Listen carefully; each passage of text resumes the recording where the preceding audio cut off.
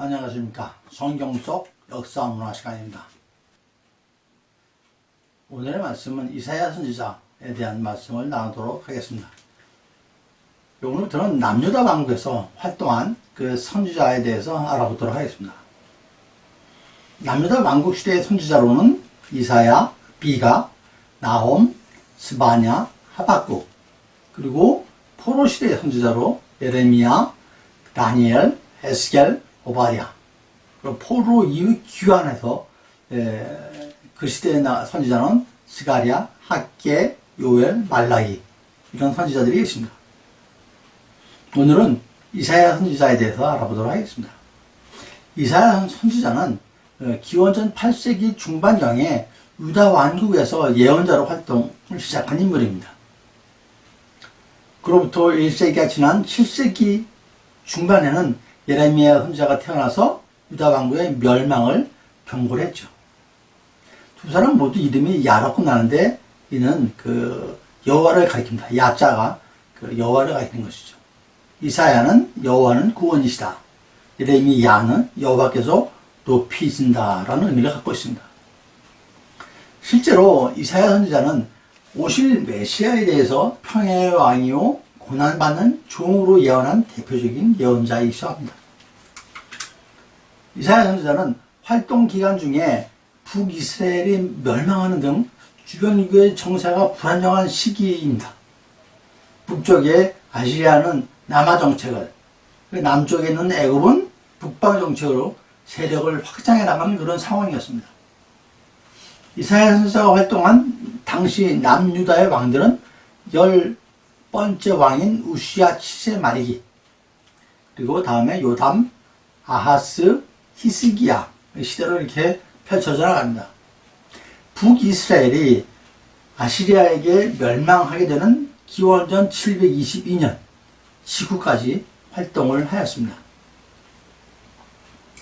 지난번에도 잠깐 말씀드렸지만 그는 유다 왕국이 대내적으로 사회, 경제, 종교 각 방면에서 안고 있었던 여러 가지 문제점을 신랄하게 고발하는 한편에 왕국을 둘러싼 여러 외세들, 특히 북방의 아람, 그다음에 북이스라엘, 아시리아, 바벨론, 남쪽의 애굽에 대해서 유다 왕국이 어떻게 입장을 취해야 되는지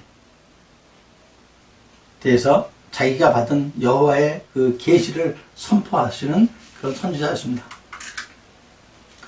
또한 국제 정세 속에서 풍전등화가 같은 유다 왕국 이 장래에 대해서 예언을 했습니다. 아람 왕 르신과 북이스라엘 왕 베가가 연합해서 아시리아에 대항할 때에 유다 왕 아하스가 이를 거절하니까 이 연합군이 유다를 공격을 합니다. 이때 아하스가 혼자서는 자체적으로는 힘이 안 되니까 아시리아에게 구원을 청하는데 이사야 선지자는 그걸 막습니다. 여호와께서 아람과 이스라엘을 징벌할 것이니까 아시리아에게 구원을 청하지 말라고 합니다. 하나님만을 의지하라는 뜻이었죠. 그러면 오히려 아시리아에게 구원을 청해서 거기에 의지하면은 오히려 큰 재앙이 있을 거라고 경고합니다. 결국 남유다는 아시리아의 복속국이 되어버렸죠. 이사야는 북이스라엘 왕국의 멸망을 보고 그 비슷한 상황이 운명이 남유다에도 올 것이라고 경고를 합니다. 뿐만 아니라 이사야는 13장에서 19장에 이르러서 주변의 여러 나라들에 대해서 자신이 하나님께 받은 경고를 갖다가 선포합니다. 또한 이 모든 재앙이 끝난 뒤에는 하나님이 여러 곳으로 흩어졌던 사람들 가운데서 남은 사람들을 불러서 예루살렘의 시온성 위에 새로운 왕이 다스리는 왕국을 세울 것을 확신하기도 합니다. 이사야 7장 14절 말씀인데요. 그러므로 주께서 친히 직류를 너희에게 주실 것이라. 보라, 처녀가 잉태해서 아들을 낳을 것이요 그의 이름을 임마누엘이라 하리라 하신 것입니다.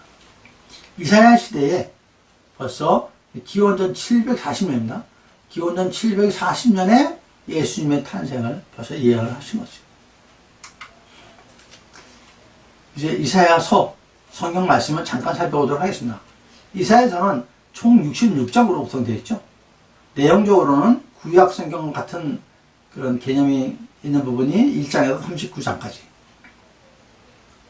40장부터 마지막 66장까지는 신약시대의 그 의미를 담고 있습니다.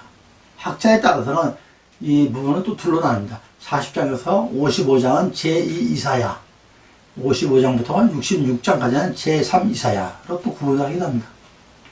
56장에서 60장은 예루살렘의 회복에 대한 예언이 나와 있습니다. 그래서 제1, 2, 3 이사야로 그 구분을 하죠. 그렇게 했을 때 제1 이사야에서는 주전 8세기에 아시리아의 패권을 장악하고 있던 때에 그 예루살렘을 배경으로 하고 있습니다.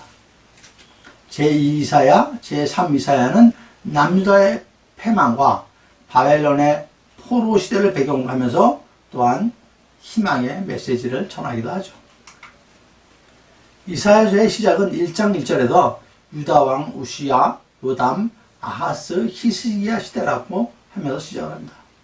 즉 이사야 선지자의 활동 시기를 나타내주고 있는 거죠. 우시야 왕은 남유다의 10번째 왕인데요. 52년간 치리한 역사상 가장 유능한 그런 왕으로 평가를 받습니다. 요담 왕도 이를 이어서 선한 왕으로 기록이 됩니다. 하지만 다음에 아하스 왕은 아버지인 요담과는 다르게 악행을 일삼습니다. 우상 숭배하고 음행에 잡혀서 악한 왕으로 기억이 됩니다. 그 다음에 히스기야 왕은 너무나도 잘 알고 계신 42년을 치리하면서 종교개혁을 추진한 왕이죠. 이사야 선지자는 예레미야, 에스겔과 함께 대선지자로 불립니다. 나머지 12선지자는 소선지자라고 합니다. 이사야 선지자는 우시야 왕의 치세 말부터 시작해서 북이스라엘이 멸망하는 그 기원전 722년 직후에 그때까지 활동을 했습니다.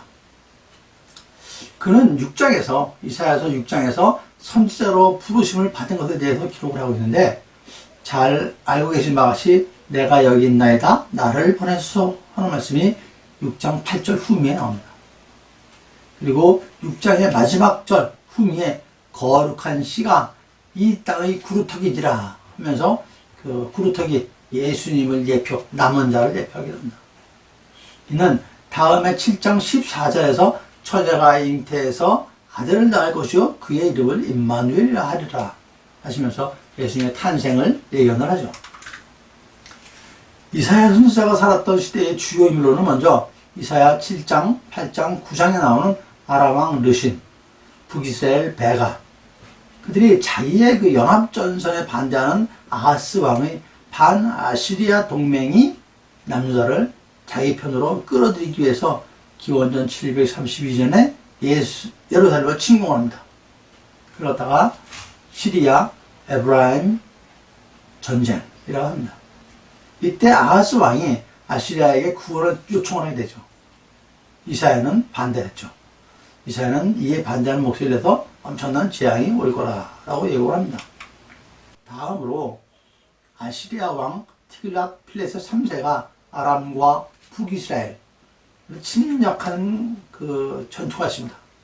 이 사건으로 다메섹이 무너지고 북이스라엘 영토 중에서 요단 동편 지역, 갈릴리 지역, 그 다음에 그 해안 평야가 아시리아에 복속되고 남유다는 아시리아의 속국이 되어버립니다. 결국 북이스라엘은 기원전 724년에 반란을 일으키게 됩니다. 그 결과 사마리아는 아시리아 왕 살만에셀 5세 그리고 사르곤 2세에 의해서 멸망을 당하죠. 이후 얼마 지나지 않아서 기원전 701년에 남유다의 그 히스기야도 아시리아의 반기를 듭니다. 이로 인해서 아시리아 왕 산헬립은 남유다를 침공하게 되는 거죠. 이사야 선지자의 사역 초기의 예언의 주제는 하나님의 심판에 관한 내용들입니다. 이사야는 하나님께 의지하는 대신에 다른 나라의 도움에 의지하여 자신을 보호하겠다는 그것에 경고를 합니다. 이사야의 마지막 사역은 메시아 예언, 미래의 사건, 그리고 하나님의 백성들에게 선포된 소망에 대한 예언입니다. 이사야의 예언들 중에 많은 부분은 당시에 강대국이었던 그 아시리아의 멸망, 또 이와 다르게 힘이 강하지 않았던 바벨론이 나중에 제국이 되어서 백성들을 포로로 끌고 갈 것이라는 예언, 그대로 거의 다 실현이 됐죠. 이스라엘 선지자와 동시대에 활동한 선지자는 미가 선지자, 북이스라엘은 그 아모스, 호세아가 있습니다. 이들을 마지막으로 북이스라엘이 패망을 한 거죠. 마지막으로 이사야 그 신학적 메시지는 그 크게 세 가지가 있는데, 첫째가 이스라엘의 거룩한 자로서의 하나님, 두 번째가 구원자이며 구속자로서의 하나님, 세 번째는 남은 자 사상을 됐습니다. 이 남은 자라는 얘기가 계속 나오는데, 남은 자는 끝까지 이겨낸 사람, 여호와 하나님을 끝까지 붙들고 있는 사람, 남은 자들이겠죠. 그래서 남은 자 사상은 하나님에 의해서 주어진 재난, 죄에 대한 심판의 고난을 겪고 남은 사람들은 하나님의 약속을 새롭게 보존해 나간다. 그런 사람들입니다. 이는 베어진 나무의 구루터기, 감람나무 꼭대기에는 남아있는 감람나무 열매, 산 꼭대기의 깃대와 같이 남겨질 것이라고 성경에 기록되어 있습니다. 이는 하나님의 은혜와 긍휼을 말하기도 하죠. 그들은 신실한 백성이 될 것이라고 합니다. 그리고 구원받은 성도를 의미하기도 하죠. 이들을 통해서 하나님은 당신의 나라를 이룩하는 역사를 계속 하신다는 메시지이기도 합니다. 예, 오늘은 이사야 선지자에 대해서 알아보았습니다. 워낙 방대한 이야기지만 전부 다 말씀드릴 수는 없고 중요한 부분만 말씀을 드렸습니다. 다음에는 미가, 나홈, 스바냐, 그 다음에 하박국, 이런 순서로 같이 말씀을 나누도록 하겠습니다. 감사합니다. 성경소 역사문화 조례을 목사였습니다.